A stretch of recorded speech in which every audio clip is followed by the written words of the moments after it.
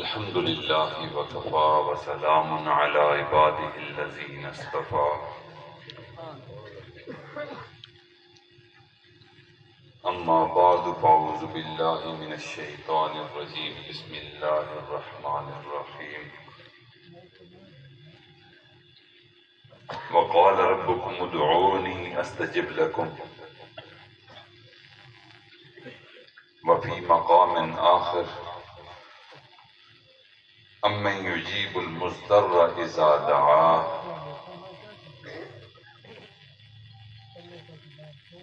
قال النبي صلى الله عليه وسلم الدعاء مخ العبادة سبحان ربك رب العزة عما يصفون وسلام على المرسلين والحمد لله رب العالمین۔ انتہائی محبت اور عقیدت کے ساتھ دروشی پڑھ لیجیے۔ اللہم صلی علی سیدنا محمد وعلی آل سیدنا محمد وبارک وسلم۔ اللہم صلی علی سیدنا محمد وعلی آل سیدنا محمد وبارک وسلم۔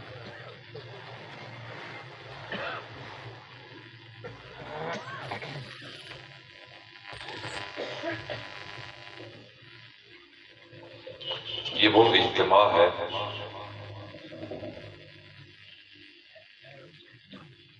جس اجتماع میں شرکت کے لیے عاجز کو انتظار رہتا ہے۔ سبحان اللہ سبحان اللہ۔ پروگراموں میں آنا جانا تو رہتا ہے، سیرت کے عنوان سے پروگرام ہوتے ہیں، اصلاحی عنوانات پہ پروگرام ہوتے ہیں، دستار فضیلت کے پروگرام ہوتے ہیں، مجالس ذکر ہوتی ہیں، ان میں آنا جانا رہتا ہے، لیکن کچھ اجتماعات ایسے ہوتے ہیں کہ جن اجتماعات میں شرکت کے لیے دل بےتاب ہوتا ہے۔ وجہ کیا ہوتی ہے؟ میں ہمیشہ اقرار کرتا ہوں اس بات کا کہ اس خانقاہ میں مجھے سنت سے روشن منور چہرے نظر آتے ہیں، تو ایسے منور، ایسے روشن، ایسے دلکش، سنت سے بھرپور چہرے کون نہیں دیکھنا چاہے گا؟ تو میرا بھی دل ہوتا ہے کہ میں اس اجتماع میں جاؤں گا اور حضرت دامن برکاتم کی محنت کا ثمر، شب و روز پورا دعاؤں کا اہتمام، مجالس کا اہتمام، اسفار، اور اس اسفار کے نتیجے میں اللہ کی مدد اور نصرت۔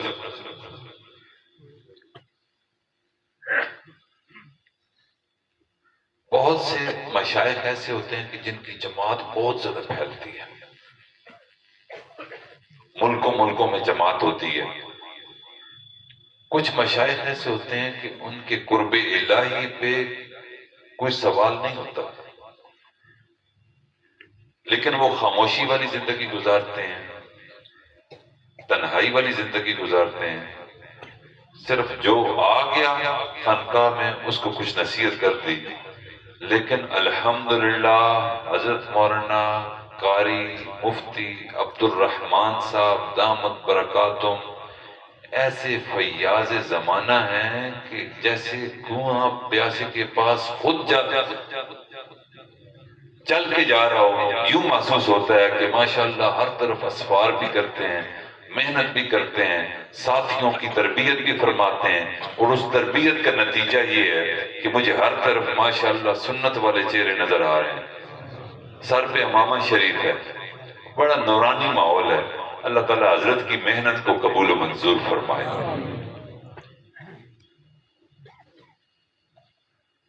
ایک بندہ تھا، لڑکپن سے وہ محنت کا عادی تھا، تھوڑا سا بڑا ہوا تو ماں باپ نے لگا دیا کہ جاؤ بھائی محنت کرو، مزدوری کرو، کام کاج سیکھو۔ وہ کام کاج کرنا شروع ہو گیا، آپ کو پتا ہے کہ یہ مزدور بندے کی زندگی کتنی مشکل ہوتی ہے؟ صبح سے لے کر شام تک زمین کھود رہا ہوتا ہے، صبح سے لے کر شام تک سریے کو سیدھا کر رہا ہوتا ہے، اینٹیں پکڑ پکڑ کر دیوار کی چنائی کر رہا ہوتا ہے، سیمنٹ ریت بجری مکس کر کے وہ لینٹر ڈال رہا ہوتا ہے، دیگر کام کر رہا ہوتا ہے. تو یوں وہ یہ بہت اچھا ہو گیا. اب ماشاءاللہ ان حضرات کی زیارت میں کوئی رکاوٹ نہیں ہے.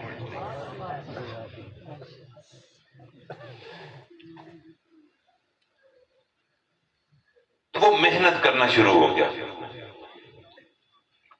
100-200 مزدوری ملتی اس کو، اپنے ماں باپ کی خدمت میں وہ لگاتا پیسے، گھر کا ٹھنڈا چولہا گرم کرتا، بچے کھانا کھاتے، یوں نظام چلتا رہا. وہ تھوڑا تھوڑا جوڑ کر علیحدہ کرتا رہا. روز جاتا تھوڑا سا جوڑ کے علیحدہ کرتا. میرے والد بیمار ہیں، میں ان کے لیے دوائی خریدوں گا، یہ میرے بچے جب تھوڑے سے بڑے ہو جائیں گے، یہ پس انداز کی ہوئی رقم سے میں اپنے بچوں کو مدرسے کے اخراجات کے طور پہ دیا کروں گا. سکول مدرسے میں بچے بچیاں جائیں گی تو یہ کام آئیں گے بعد میں، اور جب میں بوڑھا ہو جاؤں گا تو اس بڑھاپے کے عالم میں وہ جو پیسے میں اکٹھے کر رہا ہوں وہ مجھے اس مشکل وقت میں کہ جب میں کام کرنے کی سکت نہیں رکھوں گا اس وقت میرے کام آئیں گے وہ پیسے. یوں وہ جوڑتا جوڑتا جوڑتا جوڑتا بچوں کی شادیاں کی، اپنی گزر بسر کرتا رہا، حتیٰ کہ وہ بوڑھا ہو گیا. اس نے وہ رقم جو بچی ہوئی تھی اس کا دل چاہا کہ یہ رقم تھوڑی تھوڑی بہت اکٹھی ہو گئی ہے تو اس رقم کو لے کر میں بینک میں جمع کروا دوں. اب ہاتھوں میں لرزش بھی ہے، گھٹنے بھی دورے ہوئے چلے جا رہے ہیں، کمر میں بھی طاقت کوئی نہیں، آنکھوں میں بینائی کم ہے، آواز میں راشت آ رہی ہے. تو وہ لاٹھی ٹیکتا ہوا وہ پیسے لے کر بینک میں چلا جاتا ہے. یہ ارادہ کرتا ہے کہ بینک میں جاؤں گا، وہاں اکاؤنٹ کھلواؤں گا، جمع ہو جائیں گے. لیکن آپ کو پتا ہے کہ جو جرائم پیشہ لوگ ہوتے ہیں، چوری ڈاکہ پر گزر بسر کرنے والے، وہ بینکوں کے گرد منڈلا رہے ہوتے ہیں. اس کی پوری زندگی کی جمع پونجی اس کے پاس ہے.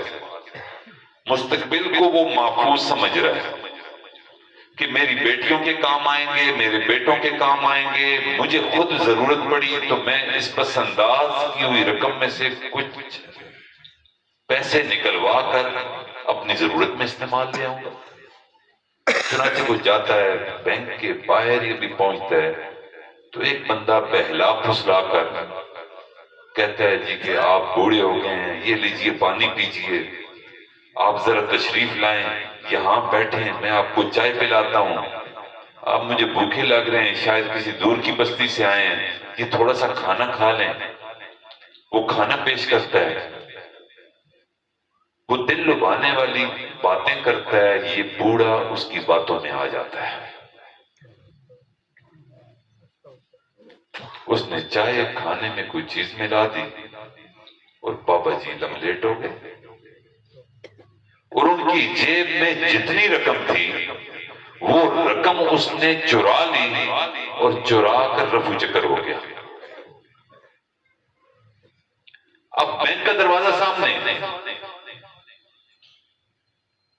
اب وہ حسرت نا امیدی کی ایک تصویر بنا. وہ دیکھ رہا ہے کہ میرے ساتھ کیا ہوا، میرا لڑکپن ضائع ہو گیا، میری جوانی ضائع ہو گئی، میری ادھیڑ عمر ضائع ہو گئی، جو میں محنت کرتا رہا اس کو اکٹھا کرتا رہا، اب بڑھاپے میں بینک میں جمع کرانے جا رہا ہوں اور وہ رقم میری ضائع ہو گئی، ڈاکو نے پھسلا کے مجھ سے لے لی. اب اس کی ذہنی کیفیت کیا ہوگی؟ انتہائی مایوس ہوگا وہ. زندگی سے تنگ آ جائے گا، ایسی کیفیت اس پر۔ میرے بھائیوں، ہمارا بھی معاملہ ایسے ہی ہے۔ ہم بچپن میں اللہ والوں کے ہاتھ لگے، کوئی جوانی میں لگا، کوئی ادھیڑ عمر میں لگا، کوئی بڑھاپے میں لگا۔ بہت سے لوگ مجھے ساتھی اپنے سلسلے کے ایسے نظر آ رہے ہیں کہ جن کی میرے جیسے سفید داڑھی ہے، کئیوں کے ہاتھ میں آسا ہوگا، کئی دور دراز کا سفر کر کے آ رہے ہیں کہ چلیں 2 دن نہیں صحیح، تیسرے دن دعا میں شرکت ہو جائے گی۔ اور کچھ تو خوش قسمت ایسے ہیں کہ جنہوں نے ماشاءاللہ 3 شب و روز یہاں گزارے کہ وہاں جائیں گے، اللہ والے اکٹھے ہوں گے، وہاں جا کر ہمیں اپنی کمی کا احساس ہوگا، خطاؤں کو سامنے دیکھیں گے اور ان خطاؤں پر اللہ سے معافی مانگیں گے۔ ہم 3 دن ذکر بھی کریں گے، تلاوت بھی کریں گے، ختم خواجگان بھی کریں گے، مراقبات بھی کریں گے، حضرت سے اسباق بھی لیں گے، درود شریف بھی پڑھیں گے، استغفار بھی کریں گے، اور ماشاءاللہ مولانا عبدالباسط دستانی کی نعت بھی سنیں گے، اور فلاں قاری صاحب کی قرات بھی سنیں گے، اور بیانات ہوں گے اللہ والوں کے، اور یہ ذخیرے آخرت کے طور پر ایک جمع پونجی کی صورت میں یہاں اجتماع سے واپس لے کر جائیں گے۔ اور اب ہمارا چل چلا ہوا ہے، بال سفید ہیں، قبر میں جانا ہے، قبر کے لیے کچھ زیادہ راہ تیار ہو جائے گی۔ ہم اسی لیے آئے ہیں۔ ہمارے آنے کا مقصد کیا ہے؟ آخرت سمجھ جائے۔ ہمارے آنے کا مقصد کیا ہے؟ کہ قبر کی تیاری ہو جائے۔ ہمارے آنے کا مقصد کیا ہے؟ کہ گناہوں سے معافی مانگ لیں۔ ہمارے آنے کا مقصد کیا ہے؟ کہ لیٹ صحیح، اب طاقت نہیں رہی، وہ ذات ایسی کریم ہے کہ جوانی میں نہ آئے پھر بھی اللہ انتظار میں رہتے ہیں، بڑھاپے میں کوئی آ جائے تو اللہ تعالیٰ تانا زنی نہیں کرتے کہ اب کدھر آ گئے ہو۔ وہ جب جوانی تھی تو دوستوں میں بیٹھتا تھا، جب جوانی تھی تو دادے عیش کیا کرتا تھا، جوانی تھی تو لاؤ لاؤ میں مصروف تھا، اس وقت تمہیں آخرت کی فکر نہیں تھی۔ اب میرے پاس آنا ہے، اپنے عمل کی سزا بھگتنے کے لیے تمہیں آنا ہے، اب اس بڑھاپے میں میرے پاس آتے ہوئے تمہیں شرم نہیں آتی؟ اللہ اتنے کریم ہے کہ مومن بندے کی جو بڑھاپے میں رجوع اللہ ہے اس پر بھی کوئی تانا نہیں دیتے۔ اب جب کسی کام کا نہیں رہا تو آ گیا۔ بعض گھرانوں میں، ہر ایک میں نہیں، اکثر اب الحمدللہ پاکستان کا ماحول بہت اچھا ہے، بعض گھرانوں میں بوڑھے بندے سے جوان اولاد تنگ آ جاتی ہے کہ آپ بڑے انٹھے رہتے ہیں، کھانسی کر کر کے ہمیں سونے نہیں دیتے، منہ سے بلغم آپ کی آ رہی ہوتی ہے، اب عجیب بار بیٹھک میں سویا کریں آپ، ہمارے کمرے کے ساتھ آپ سونے کے قابل نہیں ہیں، آپ خود بھی تنگ ہوتے ہیں، آپ کے منہ سے آہیں نکلتی رہتی ہیں، باپ کو بیٹے قبول نہیں کرتے، قربان جائیں اللہ آپ کی کریمی پر کہ جس وقت بھی بندہ کوئی آ جائے اس کو احساس ہو جائے، اللہ تعالیٰ یوں بائیں کھول کر اپنی آغوش رحمت میں لینے کے لیے بے قرار رہتے ہیں۔ اتنے کریم رب ہے۔ اور ایک بات ذہن میں رہے، اب آپ یہاں ہیں، نیک اعمال کیے ہیں، ذکر تلاوت کی ہے، حضرت نے مراقبات آپ کو کرائے ہیں، حضرت نے توجہات آپ کو دی ہے، سنت پر عمل کرنے کی دعوت دی ہے، تو یہ آپ کے پاس بہت اچھے اعمال اللہ کے فضل سے اکٹھے ہو گئے ہیں۔ آج جب اجتماع ختم ہوگا، اب قبر تک کا فاصلہ ہے، گھر سے قبر کی طرف جانا ہے، جہاں کے لیے یہ اعمال ہم نے اکٹھے کیے ہیں۔ جس طرح بینک کے باہر چور اکٹھے ہوتے ہیں، جیسے بینک کے باہر دھوکہ دینے والے ڈاکو موجود ہوتے ہیں، اس اجتماع کے باہر بھی شیطان ڈاکو بن کر کھڑا ہوگا. اس کو بازاروں میں جانے کی ضرورت نہیں ہے، اس کو میلے ٹھیلوں پر جانے کی ضرورت نہیں ہے. اعمال کی منڈی تو یہ ہے، وہ یہ لوٹنا چاہتا ہے، یہ سنت والے چہرے اس کو شکار کرنا چاہتا ہے، یہ ذکر مراقبہ کرنے والے ان سے پوری عمر بھر کی جمع پونجی لینا چاہتا ہے. بڑے خوشنما، بڑے اچھے نظر آنے والے منصوبے لے کر آپ کے پاس آئے گا. کوئی نہیں، ابھی تھکے آئے ہو، کل سے اعمال کر لینا. یہاں سے شروع کرے گا.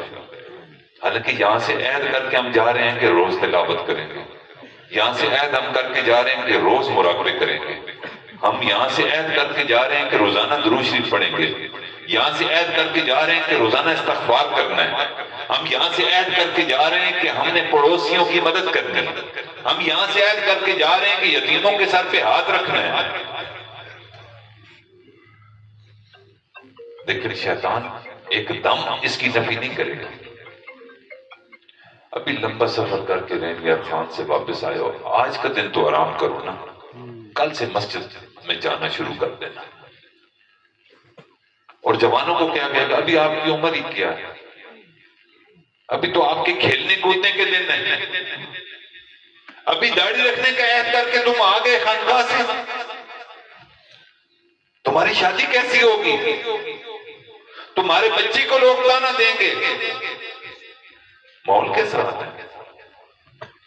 تھوڑے سے بال جب سفید ہونے لگے تو پھر داڑھی رکھ دینا. ابھی تو کھیلنے کودنے کے دن ہے. یوں شیطان کا جال ہر عمر کے لیے مختلف ہے. تو اس لیے یہاں سے جب آپ رخصت ہوں تو عزم بالجزم کر کے جائیں کہ ہم نے اپنی زندگی کو سنوارنے کے لیے جو سبق اس خانقاہ مہد الحبیب سے پڑھا ہے اس پر انشاءاللہ روزانہ عمل کرنا ہے. انشاءاللہ روزانہ عمل کرنا ہے. اور اللہ تعالیٰ کو کثرت سے نہیں ہے کہ بہت لمبے چڑے اعمال ہوں. اللہ تعالیٰ کو تسلسل والے اعمال پسند ہیں، چاہے وہ تھوڑے ہی کیوں نہ ہو، لیکن روزانہ ہو. تھوڑی سی تلاوت روز ہو، درود شریف روز ہو، استغفار روز ہو، تھوڑی دیر کے لیے ہو، مراقبہ صبح شام تھوڑی تھوڑی دیر کر لیں. تو انشاءاللہ یہ تھوڑے اعمال جب موت تک انشاءاللہ اللہ کے لیے کافی ہو جائیں گے انشاءاللہ. چنانچہ نبی علیہ الصلوۃ والسلام نے ارشاد فرمایا، احب الاعمال الی اللہ ادومها وان قل، کہ اللہ کو ایسے اعمال پسند ہیں کہ جن پر مداومت ہو، تسلسل ہو، بے شک وہ تھوڑے ہی کیوں نہ ہو. یہ اللہ نبی علیہ الصلوۃ والسلام نے ارشاد فرما دیا. تو تھوڑے اعمال ہم نے کرتے رہنا ہے، انشاءاللہ موت تک وہ اعمال اللہ کے پسندیدہ بن جائیں گے، انشاءاللہ اکٹھے ہو جائیں گے. اللہ سے دعا ہے کہ اللہ تعالیٰ اس اجتماع کی برکات سے ہمیں کامل استفادہ کرنے کی توفیق عطا فرمائے. یہاں سے جب آپ جائیں تو ایک لاہ عمل جو لے کر جا رہے ہیں یہ صرف آپ کی ذات کے لیے نہیں ہے، یہ آپ کے اہل خانہ کے لیے بھی ایسے ہے. ان معمولات پر اپنے بچوں کو بھی چلانے کی کوشش کرنی ہے، ان کو بھی حضرت کی خدمت میں گاہے گاہے لے کر آنا ہے. اپنی بچیوں کو بھی اسی لائن پر لگائیں. کل پچھتانے سے پھر کوئی فائدہ نہیں ہوگا کہ جب بچے آپ کی بات نہیں مانیں گے بڑے ہو کر. آج جو انہیں آپ کچا موم ہے نا، اس کو جس شیپ میں ڈال لیں وہ ڈل جاتا ہے. بعد میں جب سخت ہو جاتا ہے تو پھر اس کا ڈالنا مشکل ہو جاتا ہے. لوہا پگھل کے آر ہوتا ہے. اللہ تعالیٰ نے لوہا پیدا فرمایا، وَأَنزَلْنَا الْحَدِيدَ فِيهِ بَأْسٌ شَدِيدٌ وَمَنَافِعُ لِلنَّاسِ. تو یوں لوہے کی طرح جب لوہا پگھلتا ہے تو پھر اس سے ہتھیار بنا لیں، پھر اس سے برتن بنا لیں، پھر اس سے اوزار بنا لیں، جو بنانا چاہے وہ بن جائے گا۔ لیکن اس انتظار میں رہیں کہ ابھی بچے سکول جا رہے ہیں، بچیاں سکول جا رہی ہیں، اور تھوڑے سے بڑے ہوں گے تو اعمال کر لیں گے۔ پھر میرے بھائیوں وہ شیطان کرنے والا ان کا بننا آسان ہو جاتا ہے، اعمال کی طرف وہ نہیں لگتے تھے۔ تو اسی کو لے کر، اسی اعمال کی سبق جو یہاں سے ملا ہے، اس کو لے کر اپنے گھر پر بھی نافذ کرنا ہے۔ لیکن توفیقیں کس کی طرف سے ہوتی ہیں؟ اللہ کی طرف سے ہوتی ہیں۔ اِنَّكَ لَا تَهْدِي مَنْ أَحْبَبْتَ وَلَكِنَّ اللَّهَ يَهْدِي مَنْ يَشَاءُ۔ میرا محبوب جس کو تو پسند کرتا ہے کہ اس کو ہدایت مل جائے، اس کی قسمت میں ہدایت نہیں۔ میں اللہ جس کو چاہتا ہوں ہدایت دیتا ہوں۔ سب سے بڑی بات رجوع اللہ ہے۔ بچے کو سبق دینا ہے لیکن دعاؤں کا اہتمام کرنا ہے، دعا کرنی نہیں چھوڑنی۔ یہ جو رات کو پچھلے پیر اٹھ کر دعائیں مانگی جاتی ہیں نا، یہ دعائیں اللہ تعالیٰ کو بڑی پسند ہیں۔ اللہ اتنے کریم ہیں، اتنے کریم ہیں۔ مفہوم ہے نبی علیہ الصلوٰۃ والسلام کی حدیث مبارکہ کا کہ جہنم کی آگ کسی چیز سے سرد نہیں ہوتی سوائے آنسو کے ایک قطرے کے۔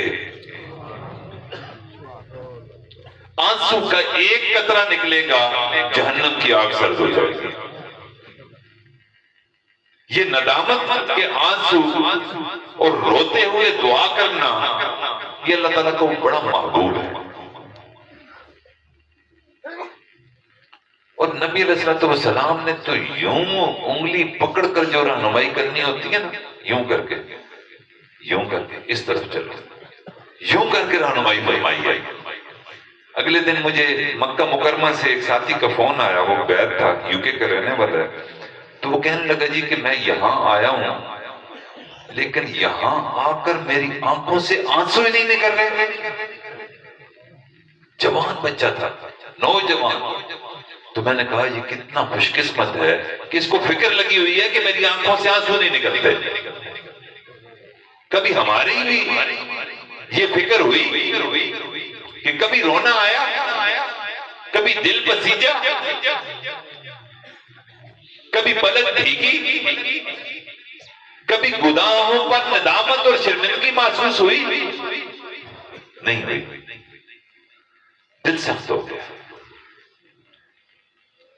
گناہ کرتے کرتے نبی علیہ الصلوۃ والسلام نے ارشاد فرمایا کہ انسان گناہ کرتا ہے، اس گناہ کی وجہ سے اس کے دل پر یوں سیاہ نقطہ لگا دیا جاتا ہے۔ پھر وہ توبہ کرتا ہے، استغفر اللہ۔ جو ہی منہ سے یہ الفاظ نکلتے ہیں اللہ تعالیٰ اس سیاہ نقطے کو مٹا دیا کرتے ہیں۔ اب استغفار نہیں کیا، پھر گناہ ہو گیا، دوسرا نقطہ لگ گیا، پھر تیسرا لگ گیا، پھر لگتے لگتے کالی سلیٹ کی طرح دل ہو گیا، پھر رونا نہیں آتا، پھر لطف تو کسی اور چیز کا مل گیا، پھر بندہ اسی رخ پہ چلتا رہتا ہے۔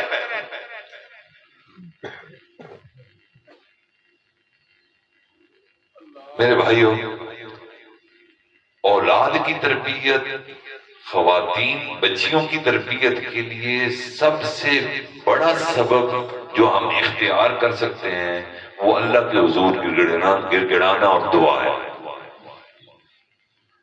دعا سے بڑا کوئی ہتھیار نہیں بچوں کے مستقبل کو محفوظ کرنے کے لیے۔ آج ہم دیکھتے ہیں کہ تبلیغی جماعت کی محنت پوری دنیا، ملکوں، قصبوں، دیہات، کریا، ڈھوکوں تک، ڈھوک کہتے ہیں جس میں چند گھر ہوتے ہیں 2-4 زمینوں کے اندر، وہاں تک پہنچ چکی ہے۔ بستی کہتے ہیں آپ کے علاقے میں، ہمارے علاقے میں ڈھوک کہتے ہیں، چکوال کی زبان میں ڈھوک کہتے ہیں۔ تو ڈھوکوں تک اور بستیوں تک وہ محنت پہنچ چکی ہے. بندہ سمجھتا ہے کہ شاید فلاں نکلا تب بستی تک گیا، فلاں نکلا، فلاں عالم نکلا، فلاں صوفی نکلا تب شہر تک گیا، اب وسائل والے ملے تو پھر پرواز کی تو ملکوں تک گیا. یوں نہیں ہے. حضرت مولانا الیاس رحمت اللہ علیہ سے اللہ تعالیٰ نے تبلیغ کی محنت کا جو کام لیا ہے وہ ان کے والد کے آنسوں کی وجہ سے لیا ہے. ان کے والد گرامی قدر بچوں کو مسجد کے اندر قرآن پاک پڑھایا کرتے تھے. ان کی عادت تھی دعا مانگنے کی، لمبی دعا مانگنے کی عادت تھی. تو بچوں کو اکٹھا کر لیا کرتے تھے اور اکٹھا کر کے دعا مانگتے تھے اور بچوں سے کہتے تھے کہ بچوں اس پر آمین کہو. اللہ تعالیٰ نے ان بچوں کی آمین اور حضرت کے والد کی دعا کو یوں قبول کیا کہ آج دنیا کا کوئی کونا ایسا نہیں کہ جس میں تبلیغ کا فیض نہ پہنچا.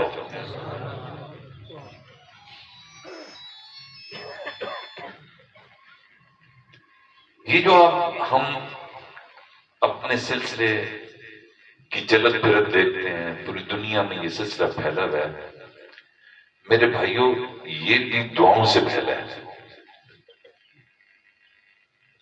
حضرت ابا جی رحمت اللہ فرمایا کرتے تھے کہ بیٹا میں خانواد شریف میں حضرت رحمت اللہ کی صحبت میں بیٹھتا تھا. حضرت پوری رات آرام فرماتے تھے، میں حضرت کی خدمت میں مصروف رہتا تھا اور اس وقت دعائیں کرتا رہتا تھا کہ یا اللہ جیسے آپ نے اس بزرگ کو دل دیا ہے ویسا میرے دل کو بنا دیں. پوری رات جاگ کر گزارنا. اور پھر فرماتے تھے، میں بھی آتے بھی اپنے ساتھیوں سے تذکرہ کر رہا تھا کہ حضرت ابا جی رحمت اللہ سے میں نے سنا کہ میں نے اپنے مرشد کو آج تک بے وضو نہیں دیکھا.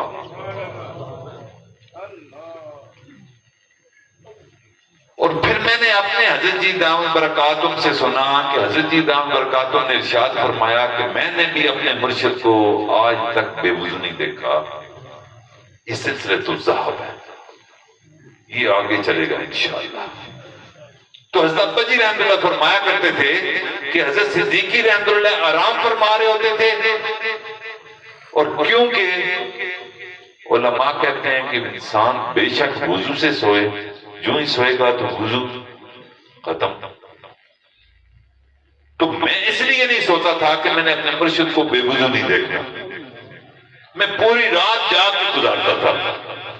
اور حضرت صدیقی رحمت اللہ کو اپنے اس مرید سے اتنی محبت تھی کہ باقی سالکین مسجد میں ہوتے تھے اور حضرت ابا جی رحمت اللہ کو انہوں نے اپنے پاس رکھا ہوتا تھا، خدمت میں ہوتے تھے.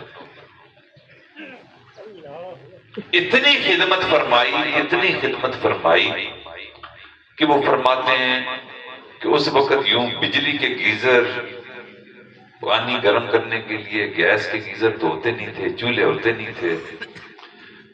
تو میں لوہے کے لوٹے میں پانی ڈال کے رات عشاء کے بعد اپنے لحاف کے اندر سخت سردی میں بیٹھ کر لحاف کے اندر اس لوٹے کو رکھ کے اس لوٹے کو اپنے جسم کے ساتھ لگا لیتا تھا تاکہ جسم کی گرمی سے لوٹے کا پانی گرم ہو جائے اور میرے مرشد جب تہجد میں جاگے ہیں تو انہیں پانی گرم ملے. اس درجے میں اور گرمیوں میں کیا معمول تھا کہ گرمیوں میں معمول مبارک یہ تھا کہ حضرت صدیقی رحمت اللہ علیہ آرام فرماتے، تہجد سے پہلے جاگتے، اور حضرت ابا جی رحمت اللہ علیہ پنکھے جو پرانے طرز کے ہوتے تھے ان کی ڈوری ہوتی تھی، اس ڈوری سے یوں ڈوری کھینچتے تھے تو وہ پنکھا جھولتا تھا، کپڑے کا پنکھا، اس کے اندر کوئی گدا وغیرہ یا کوئی چیز ہوتی ہوگی یا کانے ہوتے ہوں گے تو وہ جھولتا رہتا تھا اور نیچے جو استراحت فرما رہے ہوتے تھے حضرت صدیقی رحمت اللہ ان کو ہوا لگتی رہتی تھی. فرماتے ہیں کہ میں ایک دن دعائیں لینا آسان کام نہیں ہے، دعاؤں کے لیے اپنے آپ کو تجنا پڑتا ہے۔ دانا خاک میں مل کر گل و گلزار ہوتا ہے۔ جو خدمت کرتا ہے وہ خدمت کروایا جاتا ہے، یوں نہیں ہوتا کہ یوں ہی خدمت شروع ہو جاتی ہے۔ فرماتے ہیں کہ میں پنکھے کو یوں چلا رہا تھا تو حضرت صدیقی رحمۃ اللہ علیہ وہاں آرام فرما رہے تھے۔ اچھا میں کسی کام میں مصروف ہوا تو دیکھا تو پنکھا خود بخود ہی چل رہا ہے، پنکھا خود بخود ہی چل رہا ہے۔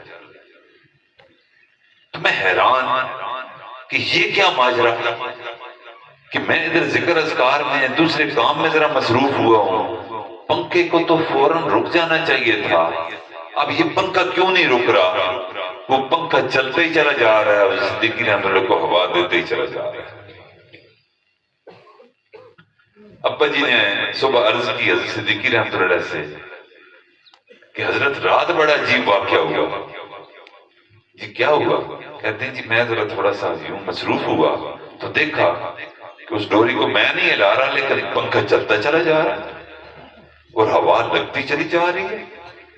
تو حضرت صدیقی رحمۃ اللہ نے فرمایا کہ آپ اگر پنکھا نہیں ہلائیں گے تو اللہ تعالیٰ کی اور کوئی دوسری مخلوق نہیں جو میری خدمت پر اللہ مامور کر دے گا۔ تو پوری رات یوں اللہ والوں خدمت کرنے والے، من کان للہ کان اللہ لہ، جو اللہ کے ہو جاتے ہیں اللہ تعالیٰ ان کے ہو جاتے ہیں۔ تو وہ دعائیں نہیں، راتوں کو جاگ کر حضرت صدیقی رحمۃ اللہ کی، پھر ان دعاؤں کا نتیجہ کیا نکلا؟ حضرت صدیقی رحمۃ اللہ فرماتے تھے کہ میرا فیض آپ کے ذریعے اللہ تعالیٰ ملکوں میں پہنچائیں گے۔ یہ وہ دعاؤں کا نتیجہ تھا۔ اب قیامت تک جاری ہے ماشاءاللہ فیض۔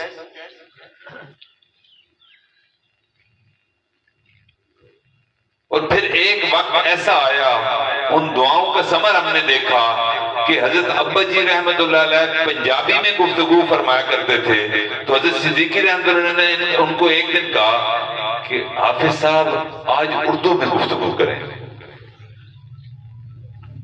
ابا جی کے استاد بھی پنجابی تھے، انہوں نے پنجابی میں ہی سارا پڑھا تھا، تو ان کے لیے تو مشکل بن گئی۔ انہوں نے بولا حضرت آپ توجہ فرمائیں گے تو تبھی اردو میں گفتگو ہوگی، اور سامنے پٹھان بیٹھے تھے سارے، ورنہ میں نے تو زندگی میں کبھی اردو میں تقریر نہیں کی، نہ ہماری مادری زبان اردو ہے۔ حضرت صدیقی رحمۃ اللہ نے فرمایا کہ جب آپ بیٹھیں گے دیکھیں گے کہ آپ اردو میں گفتگو کریں گے۔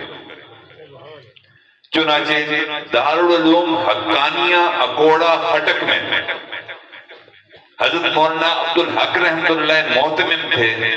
حضرت ابا جی رحمۃ اللہ علیہ اپنے مرشد کی خدمت کے لیے ساتھ ہمراہ تھے، تو دارالعلوم حقانیہ میں افغانستان کے طلباء بھی تھے اور کے پی خیبر پختونخوا کے طلباء بھی تھے، اور اللہ رب العزت نے مرشد کے حکم کی وجہ سے ان کے منہ سے اردو میں تقریر کروا لی۔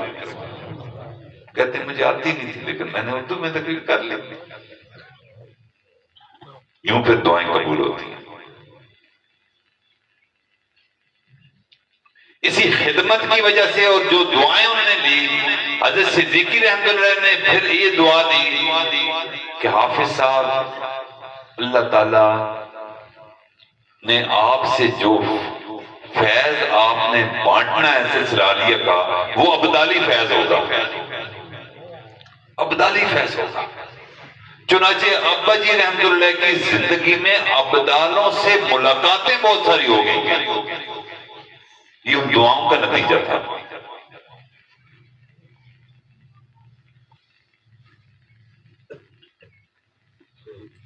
فرماتے ہیں کہ میں حضرت صدیقی رحمۃ اللہ کے ساتھ تھا اور بیت اللہ شریف کا طواف کر رہا تھا۔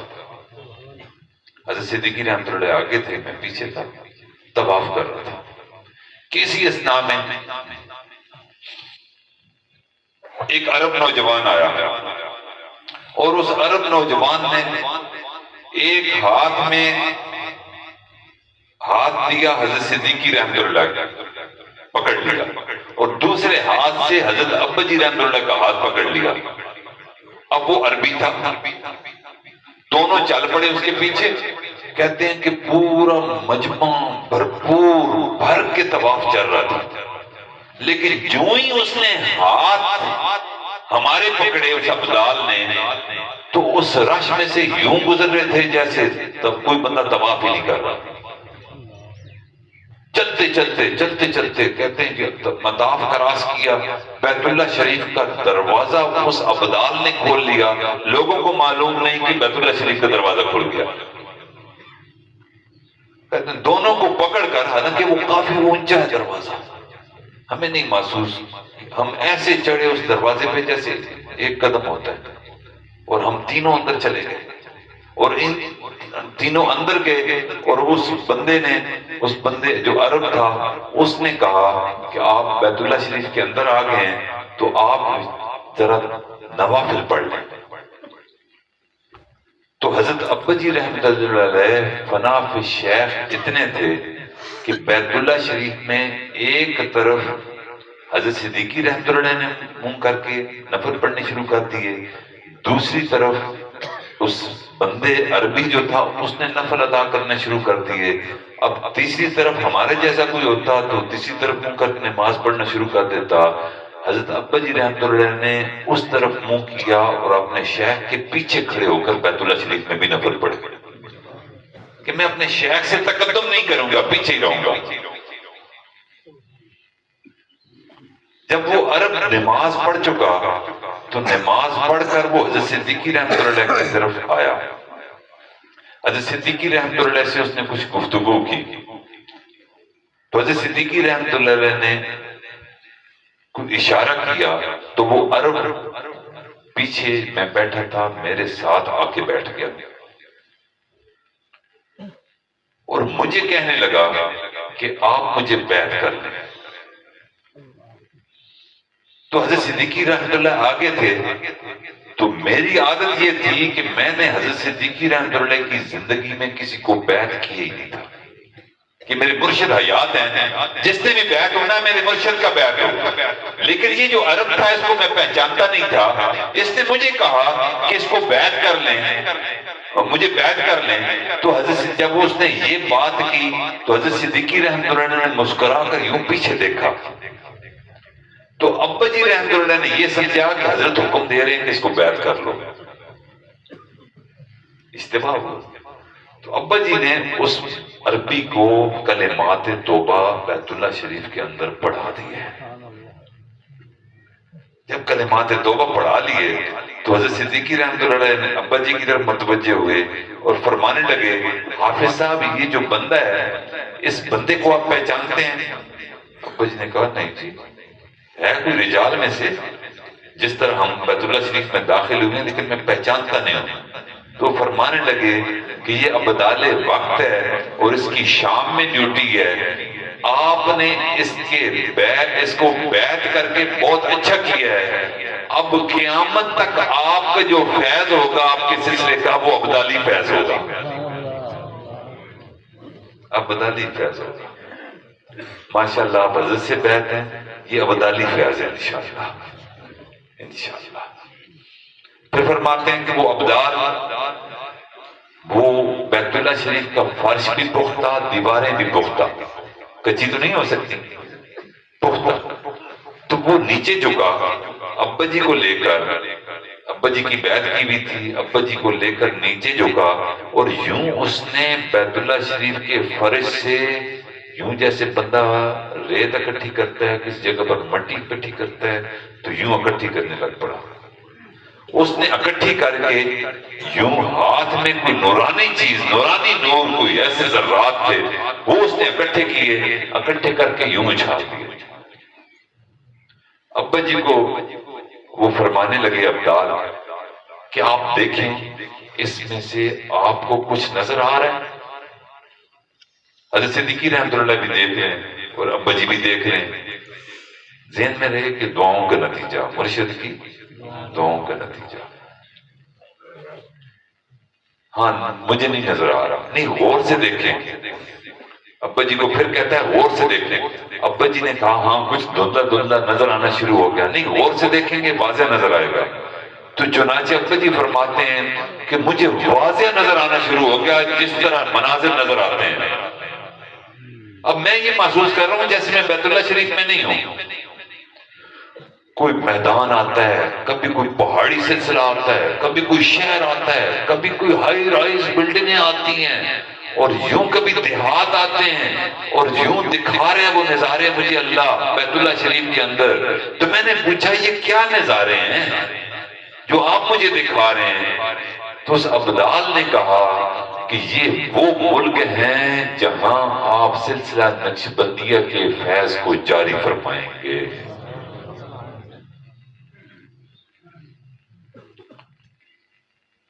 آخری مرتبہ ابا جی جب تشریف لے گئے امریکہ میں, تو امریکہ میں حضرت مولانا عبدالحمید صاحب ابا جی کے مجاز ہیں, اور دیگر ساتھی وہاں کے وہ ساتھ تھے. تو ابا جی نے عجیب سی بات کر دی. ابا جی نے فرمایا کہ بیٹا یہ جو اس شہر کی وہ بلڈنگ ہے نا, اس بلڈنگ کے اوپر میں نے جانا ہے.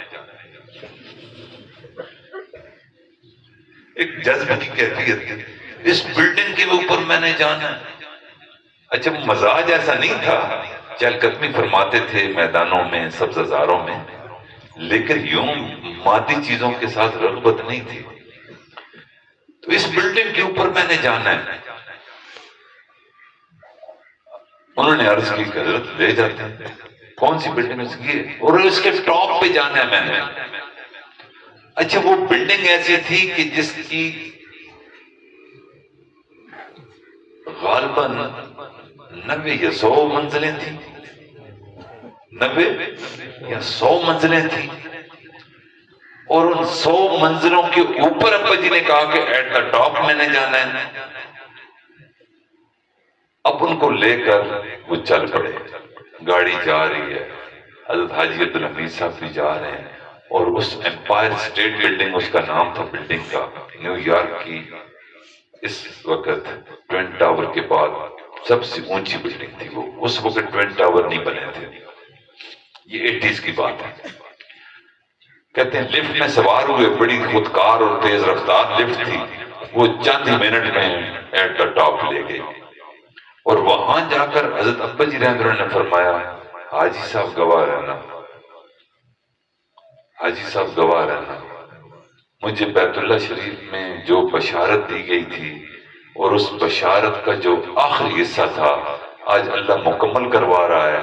اور میں نے یہ نیو یارک سٹی میں اللہ کے نام کی اور وہ پھیلایا ہے, لوگوں کو دعوت دی ہے. آج میرے ذمے جو کام بیت اللہ شریف میں اللہ رب العزت نے ابدال کے ذریعے جو میرے ذمے لگایا تھا, الحمدللہ وہ میں نے اپنا کام مکمل کر لیا. یہ وہی نظارے ہیں جو مجھے بیت اللہ شریف میں دکھائے گئے تھے. چنانچہ اب واپس آ رہے ہیں, ابا جی لفٹ میں داخل ہوتے ہیں. اسی اثناء میں ایک نوجوان لڑکی مختصر لباس پہنا ہوا, اپنے مزاج کے مطابق, وہاں کے حالات کے مطابق, جس طرح نصرانی لباس پہنتے ہیں وہ پہنا ہوا, وہ بھی لفٹ میں آ گیا. تو ابا جی رحمۃ اللہ نے اپنے ساتھ جو ساتھی تھے ان کو کہنے لگے کہ مراقب ہو جائیں, آنکھیں بند کر دیں.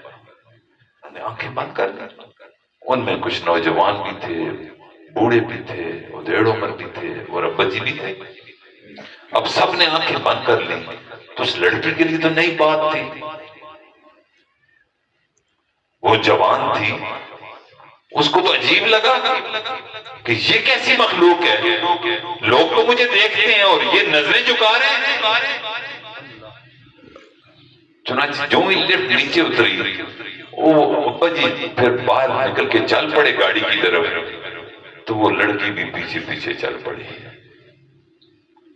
اور حاجی عبدالحمید صاحب سے کہنے لگی کہ میں نے سنا ہے کہ آپ مسلمانوں کا عقیدہ ہے کہ حضرت عیسیٰ علیہ السلام آسمانوں سے دوبارہ اتریں گے, تو کیا یہ حضرت عیسیٰ علیہ السلام تو نہیں اتر آئے؟ مجھے تو یوں نورانی چہرہ لگ رہا ہے جیسے ہمارے پیغمبر ہوں۔ انہوں نے کہا نہیں پیغمبر ہم آپ کے نہیں ہیں، یہ حضور نبی کریم صلی اللہ علیہ وسلم کے ایک امتی جا رہے ہیں اور ہمارے پیشوا ہیں۔ انہوں نے کہا کہ اگر پیشوا اس امت کے ایسے ہیں تو وہ آخری نبی کیسے ہوں گے؟ ان سے عرض کریں کہ میں ان سے ملنا چاہتی ہوں۔ حاجی صاحب نے ابا جی سے کہا کہ وہ جو نوجوان لڑکی وہ جو لفٹ میں آ گئی تھی وہ آپ سے ملنا چاہتی ہے، تو ابا جی نے کہا کہ بیٹا ملنا نہیں چاہتی، یہ اس کی بشارت مجھے دی گئی ہے، یہ بچی مسلمان بھی ہوگی اور ایک وقت آئے گا عالمہ بھی بنے گی۔ اس کو کہو کہ یہ مناسب لباس نہیں ہے اس نے پہنا ہوا، میرا اپنا ایڈریس دے دو، یہ آئے گی ادھر میرے جہاں رہائش ہے وہاں میں اس کو کلمہ پڑھاؤں گا۔ اب اس نے کلمے کی بات ہی نہیں کی، لیکن وہ بشارت پوری ہو رہی تھی، وہ نظارے پورے ہو رہے تھے، چنانچہ وہ کچے دھاگے سے میرے سرکار بندے چلے آئیں گے۔ یوں وہ خاتون ابا جی کی گاڑی کے پیچھے اپنی گاڑی لگا کر وہاں پہنچی دارالہدا میں، اور دارالہدا میں پہنچ کر اس نے حضرت ہماری جو والدہ محترمہ تھی ان کا لباس ابا جی نے ان کی طرف بھجوایا، اس نے غسل کیا، وہ لباس پہنا اور لباس پہن کر ابا جی کے روبرو آئی، دوپٹہ اس کے سر پر، پردے کی حالت میں اس نے کلمہ پڑھا اور مسلمان ہو گئی۔ اس کا نام ابا جی نے عائشہ رکھا۔ کیا نام رکھا؟ عائشہ۔ پھر اسی مدرسے میں اس نے علم حاصل کیا تو الحمدللہ اللہ تعالیٰ نے وہ بشارت جو تھی پوری کی۔ پیچھے کیا تھی؟ دعا۔ دعا کس کی تھی؟ شیخ کی۔ شیخ نے کہا تھا کہ آپ کو ابدالی فیض ہوگا۔ تو یہ وہ بندے ہیں کہ اگر یہ قسم بھی کھا لیں اللہ والے تو اللہ تعالیٰ ان کی قسموں کو بھی پورا کر سکتے ہیں، اگر وہ خلاف واقع قسم ہوگی تو وہ بھی پوری ہو جائے گی۔ اس لیے ان حضرات کی آپ خدمت کریں گے، ان سے دعائیں لیں گے تو ان کی دعاؤں کی وہ تاثیر ہوگی کہ آپ کی بگڑی بن جائے گی انشاءاللہ۔ انشاءاللہ اللہ تعالیٰ سے دعا ہے کہ اللہ تعالیٰ ہم سب کے اس اجتماع کو اپنی بارگاہ میں پسند فرمائے، حضرت کا سایہ اپنی جماعت پر تا دیر قائم فرمائے، اور حضرت کی توجہات کا مرکز ہم سب کو بنائے جو یہاں موجود ہیں۔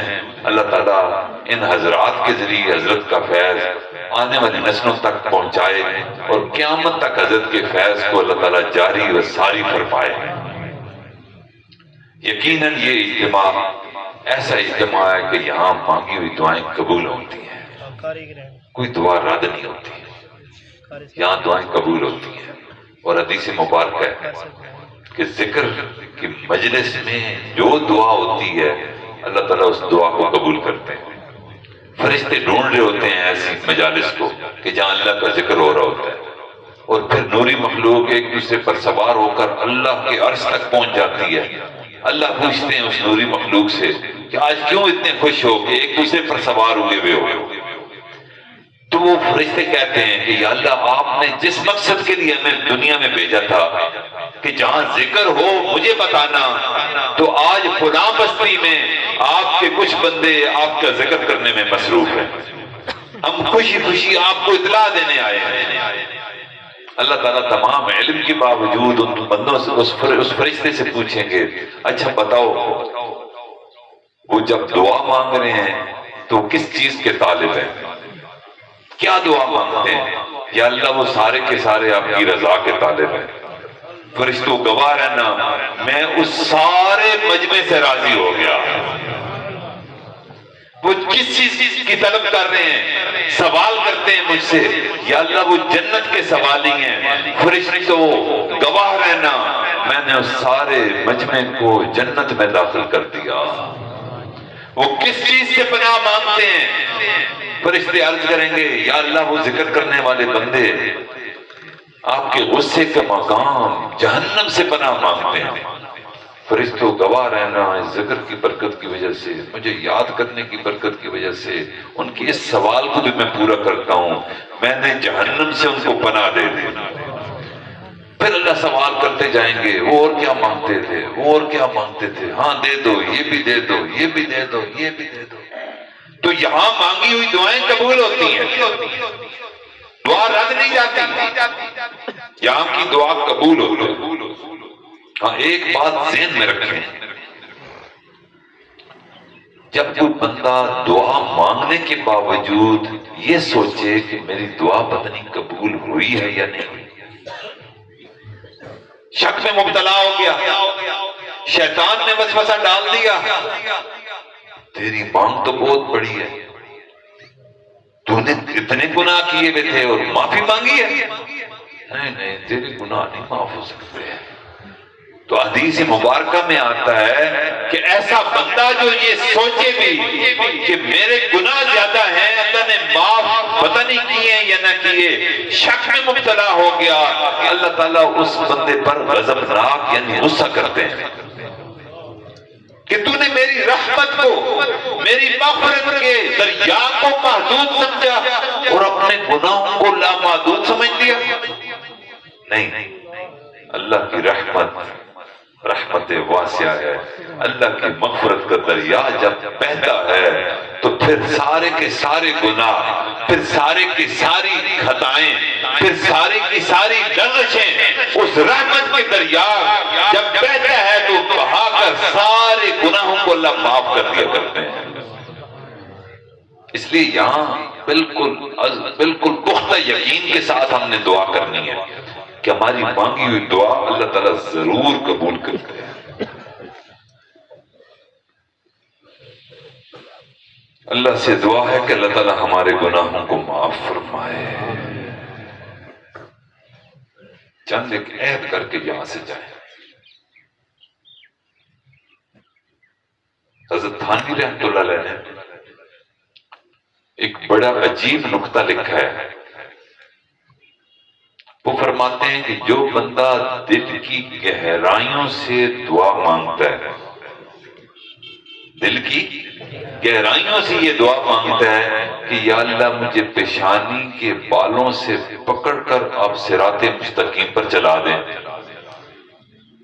تو روزے کی آمد وہ بندہ اللہ سے عرض کرے گا کہ یا اللہ میں نے تو اپنے آپ کو پیش کر دیا تھا، اب صراط مستقیم کی توفیق اس پر چلنے کی وہ آپ کے قبضے میں تھی، اگر آپ نے مجھے ہدایت نہ دی تو میرا کیا قصور ہے، میں تو بار بار اپنے آپ کو پیش کیا کرتا تھا۔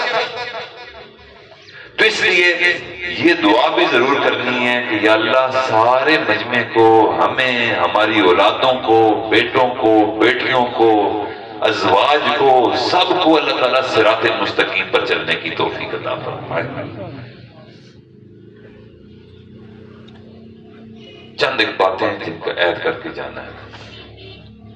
یہ جو مخلوق ہے نا، یہ اللہ کا کنبہ ہے، یہاں سے عہد کر کے جانا ہے کہ ہم نے انشاءاللہ اللہ کی مخلوق کے دل کو نہیں دکھانا، اللہ کی مخلوق کے دل کو نہیں دکھانا، کیونکہ یہ دل عرش معلیٰ ہے۔ جس بندے کا بھی مومن کا دل وہ عرش معلیٰ ہے، اور نبی علیہ الصلوۃ والسلام کی حدیث مبارکہ ہے کہ حرمت المومن ارجع من حرمت الکعبہ، اللہ کے نزدیک مومن کے دل کی حرمت کعبے کی حرمت سے زیادہ ہے، کعبے کی حرمت سے زیادہ۔ چنانچہ حضرت سلطان بہو رحمۃ اللہ نے بڑا عجیب ارشاد فرمایا ہے، فرمایا مسجد ڈھا دے، مندر ڈھا دے، ڈھا دے جو کچھ ڈھیندا،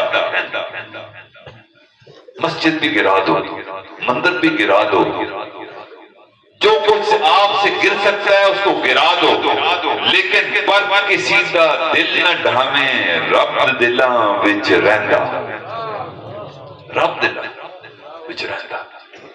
تو اس لیے پہلی چیز کیا کرنی ہے، کسی کے دل کو تکلیف نہیں دینی، کسی کا دل دکھانا نہیں۔ ہمارے حضرت جی دامن برکاتہم کا ایک جملہ آپ زر سے لکھنے کے قابل ہے، آپ فرماتے ہیں اکثر، آپ ارشاد فرماتے ہیں کہ جسمانی بیماریوں میں سے سب سے بڑی بیماری دل کی بیماری ہے۔ جس کو دل کی بیماری لگ جائے بندہ کہتا ہے کہ اس کو ہارٹ اٹیک ہو چکا ہے، چند دن کا مہمان، خدمت کر لو، دعائیں لے لو، یہ جانے والا ہے۔ جسمانی بیماریوں میں سب سے بڑی بیماری دل کی بیماری ہے فرماتے ہیں، اور روحانی بیماریوں میں سے سب سے بڑی بیماری دل آزاری ہے۔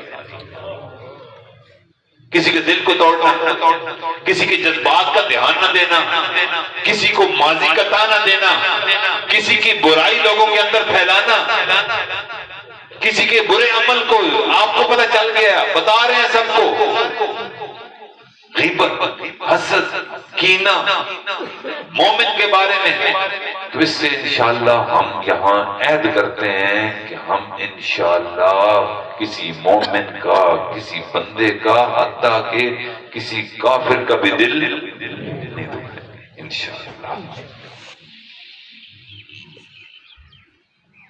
آپ خود سوچیں کہ اللہ کتنا کریم ہے، اللہ کو اپنی مخلوق سے کتنا زیادہ پیار ہے۔ بنی اسرائیل کی ایک فاحشہ عورت تھی، زانیہ عورت تھی، طوائف تھی، وہ جا رہی تھی ایک بستی سے دوسری بستی، رستے میں اس نے دیکھا کہ ایک کتا، اس کی زبان باہر نکلی ہوئی ہے، پیاس سے نڈھال ہے، اب حرکت بھی نہیں کر سکتا، اب موت اس کا مقدر ہے۔ وہ زانیہ عورت جس کا پیشہ یہ تھا، اس نے ایک کام کیا، اس نے کام یہ کیا کہ اپنا دوپٹہ جو اس نے گلے میں سر پہ رکھا ہوا تھا، اس دوپٹے کو تار تار کر کے ایک رسی بنائی، قریب کنواں تھا، اپنے جوتے کو پیالہ بنایا اور اس رسی کو پیالے کے گرد لپیٹ کے باندھ کے اس جوتے کو اس کنویں کے اندر ڈالا، چلو بھر پانی اس جوتے کے ذریعے باہر آیا، وہ پانی اس نے اس کتے کے منہ پہ ٹپکایا، کتے کی زندگی بچ گئی۔ اس نے آسمان کی طرف سر اٹھا کے کوک نکالی، التجا کی، اللہ نے اس التجا کو قبول کیا اور اللہ تعالیٰ نے اس خاتون کی پچھلی ساری زندگی کے گناہوں کو معاف کر دیا اور راہ ہدایت عطا فرما دی۔ اگر زانیہ کے ساتھ حسن سلوک اس نے ایک حقیر مخلوق کتے کے ساتھ کیا، اس کے گناہ معاف ہو گئے، تو کیا بندے مومن کسی انسان کے ساتھ حسن سلوک کرے گا تو اللہ تعالیٰ راضی نہیں ہوگا اس سے؟ ضرور راضی ہوگا۔ اس لیے کسی کا دل نہیں دکھانا اور کسی کے خلاف سازش نہیں کرنی۔ کیا نہیں کرنی؟ سازش نہیں کرنی۔ اس نے مجھے لیٹ ڈاؤن کیا ہے، اس نے میری تذلیل کی، اب میں اس کی تذلیل کروں گا۔ اس نے مجھے نقصان پہنچایا، میں یوں تدبیر کروں گا، اب اس کا نقصان میں نے یوں جال بننا ہے کہ وہ بالکل فٹ پاتھ پہ آ جائے گا، وہ لوگوں میں ذلیل ہو جائے گا، وہ رسوا ہو جائے گا۔ بات ذہن میں رکھیں، ایک تدبیر ہماری ہے اور ایک تدبیر میرے رب کی ہے۔ ایک سازش ہم کریں گے، ایک تدبیر اللہ فرمائیں گے، اور اللہ تعالیٰ فرما رہے ہیں واللہ خیر الماکرین، سب سے بہتر تدبیر میری ہے، میری تدبیر کا کوئی مقابلہ نہیں کر سکتا۔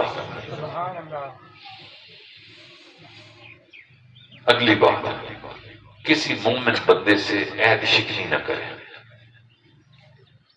اگر کسی بشری تقاضے کے تحت عہد شکنی ہو رہی ہے تو اس کے پاس چلے جائیں کہ میرے پاس میں یہ نہیں، میں نے وعدہ تو آپ سے کیا تھا، آپ مہربانی فرمائیں مجھے معاف کر دیں، اس سے معافی مانگ لیں، عہد شکنی نہ کریں۔ تو مخلوق کے ساتھ حسن سلوک جو بھی بندہ کرے گا، اللہ تعالیٰ اس کو اپنا وصل عطا فرماتے ہیں۔ جو مخلوق کے لیے آزار کا باعث ہوگا، اللہ تعالیٰ کبھی اس کو اپنی محبت عطا نہیں فرماتے ہیں۔ اللہ سے دعا ہے کہ اللہ تعالی ہم سب کا یہاں حاضری کو اپنی بارگاہ میں قبول و منظور فرمائے، ہمارے اس اجتماع کو سلسلے کی ترویج اور اشاعت کا ذریعہ بنائے، اس اجتماع میں آئے ہوئے ایک ایک بندے کو اللہ تعالیٰ اپنے قرب کی منزلیں عطا فرمائے، اپنے مقبول بندوں میں شامل فرمائے، اور اللہ تعالیٰ اپنے ولیوں میں شامل فرمائے۔ یقیناً اس اجتماع میں حضرت جی دام برکاتہ کی کثیر جماعت اور حضرت جی دام برکاتہ کے خلفاء یہاں موجود ہیں، دائیں بائیں بیٹھے ہیں۔ انشاءاللہ یہاں مانگی ہوئی دعائیں پر جب آپ حضرات اور یہ اہل اللہ آمین کہیں گے تو اللہ تعالیٰ ضرور ہماری دعاؤں کو قبول فرمائے گا۔ وآخر دعوانا الحمدللہ رب العالمین۔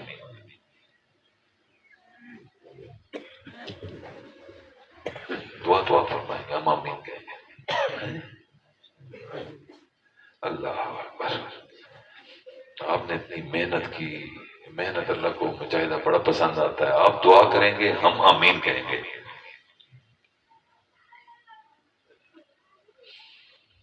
کس وقت دعا کرنی ہے؟ ابھی کرنی ہے۔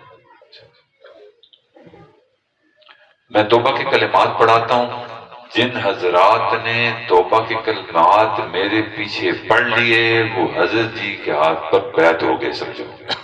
جو بیعت ہونے کے لیے آئے ہیں، توبہ کے کلمات میں پڑھاؤں گا اور ان کی بیعت کس کے ساتھ ہوگی؟ حضرت مولانا قاری مفتی عبد الرحمن صاحب دام برکاتہ کے ساتھ ان کی بیعت ہو جائے گی۔ بسم اللہ الرحمن الرحیم۔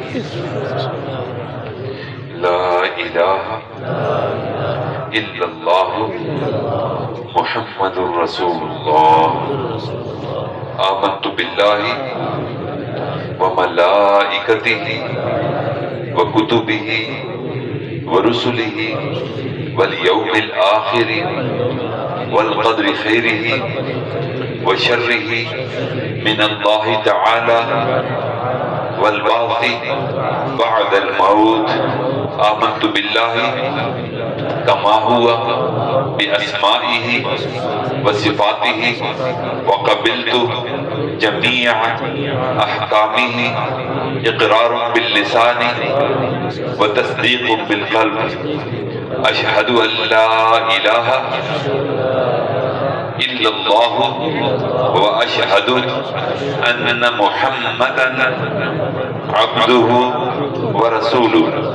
استغفر اللہ ربی من کل ذنب واتوب الیہ برحمتک یا ارحم الراحمین۔ 6 معمولات ہیں سلسلہ عالیہ کے، 100 مرتبہ درود شریف صبح، 100 مرتبہ درود شریف شام کو، 100 مرتبہ استغفار صبح، 100 مرتبہ استغفار شام کو، اور تلاوت کلام پاک ایک بارہ یکم و بیش سوچ سمجھ کر معنی اور مفہوم کا لحاظ رکھتے ہوئے۔ جن کو آتا ہے ترجمہ، ترجمے کے ساتھ پڑھیں، جن کو ترجمہ نہیں آتا تو اس جیسے مدارس میں داخل ہوں، ترجمہ سیکھیں۔ اور چوتھی چیز ہے وقوف قلبی، کہ ہر لمحہ، ہر لہجہ، ہر آن رکھنا ہے دھیان کہ میرا دل کر رہا ہے اللہ اللہ اللہ۔ اور 5ویں چیز ہے مراقبہ، 24 گھنٹے میں کم از کم 15-20 منٹ، آدھے گھنٹے کے لیے دنیا و ما فیہا سے ہٹ کٹ کر ایک اللہ سے لو لگا کر بیٹھنا، اور یہ گمان کرنا کہ اللہ کی رحمت آ رہی ہے، دل میں سما رہی ہے، دل کی ظلمت گناہوں کی سیاہی ختم ہو رہی ہے، اور دل پاک صاف ہو کر اللہ کے ذکر میں مصروف ہے، اور شکرانے کے طور پر کر رہا ہے اللہ اللہ اللہ۔ اور سب سے اہم چیز، حضرت ابا جی رحمۃ اللہ فرمایا کرتے تھے کہ یہ چھٹا نمبر ہے، 5 یہ چھٹا یہ نمبر ہے، لیکن اس کو الٹایا جائے تو یہ چھٹا نمبر پہلا بن جاتا ہے۔ یہ ہے صحبت شیخ۔ تو صحبت شیخ انتہائی ضروری ہے۔ اللہ والوں کی صحبت میں آ کر کثرت کے ساتھ ان کی مجالس میں بیٹھے ہیں، ان کے ذکر کو جو انہوں نے تعلیم کی ہے وہ ان کی نگرانی میں، ان سے اسباق میں، تو یہ صحبت شیخ انشاءاللہ اللہ تک پہنچانے کا ذریعہ انشاءاللہ بن جائے گی۔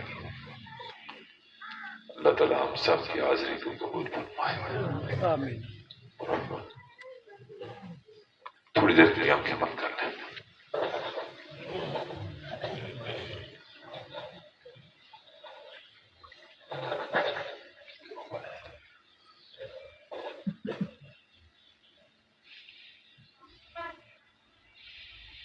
طرف دل ہے، اپنی توجہ دل کی طرف اور دل کی توجہ اللہ رب العزت کی طرف کر لیجئے، اور یہ گمان کیجئے کہ اللہ کی رحمت آ رہی ہے، دل میں سما رہی ہے، دل کی ظلمت گناہوں کی سیاہی ختم ہو رہی ہے، اور دل پاک صاف ہو کر اللہ کے ذکر میں مصروف ہے اور شکرانے کے طور پر کر رہا ہے اللہ اللہ اللہ اللہ۔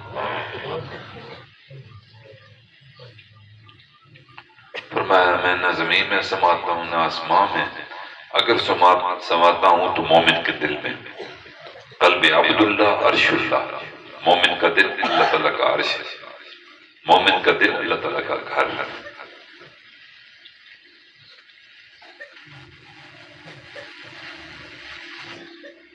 ظاہر کی آنکھ بند کیجئے، باطن کی آنکھ کھول کر دل کے اندر اپنی تمثیلی تصویر دیکھیے جو اعمال کے سبب بنتی ہے، اور اس تصویر کو اللہ تعالیٰ دیکھا کرتے ہیں۔